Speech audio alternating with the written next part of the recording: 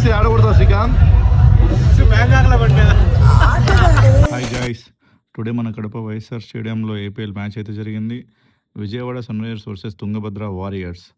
Toss గెలిచి batting తీసుకున్న Vijayawada Sunrisers team match start అయ్యే ముందు నేషనల్ యాంథమ్ పెట్టారు స్టేడియంలో. క్రౌడ్ మొత్తం స్టాండింగ్ ఓవేషన్ ఇచ్చారు. రియల్లీ సూపర్ ఆసమ్ ఫీలింగ్ వచ్చింది. బ్యాటింగ్ వచ్చిన విజయవాడ ఓపెనర్స్ 5 ఓవర్స్కి 43, 1 వికెట్. అభినవ్ 17 బాల్స్కి 20 రన్స్ కొట్టి అవుట్ అయ్యాడు. వికెట్ పైన అశ్విన్ మాత్రం తుంగభద్ర వారియర్స్ బౌలర్స్కి చుక్కలు చూపించాడనే చెప్పాలి. 48 బాల్స్కి 85 రన్స్ కొట్టాడు. హాఫ్ సెంచరీ ఫినిష్ చేశాడు.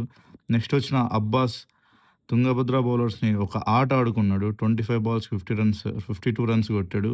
Vijayawada Sunrisers first innings అయ్యేసరికి 198 రన్స్, 6 వికెట్స్. అలా చిన్న గ్యాప్ తీసుకుని వచ్చే లోపే 87 రన్స్కి 3 వికెట్స్ పడ్డాయి తుంగభద్ర వారియర్స్ టీంవి. వచ్చి రాగానే ఇంకో వికెట్ పడిపోయింది. డిఆర్ఎస్ తీసుకున్న నో యూజ్. 41 బాల్స్కి 89 రన్స్ కొట్టాలి తుంగభద్ర టీం గెలవాలంటే. జోసఫ్ 6 బాల్స్కి 19 రన్స్ కొట్టి మ్యాచ్ పైన మళ్ళీ హోప్ తీసుకొచ్చాడు. నెక్స్ట్ మళ్ళీ అవుట్ అయిపోయాడు. ఇంకేముందులే అయిపోయింది మ్యాచ్, వన్ సైడ్ మ్యాచ్ అనుకునే లోపు సౌరవ్ కుమార్ వచ్చి 2 సిక్స్లు 2 ఫోర్లు కొట్టి మళ్ళీ మ్యాచ్ పైన నమ్మకం తెప్పించాడు.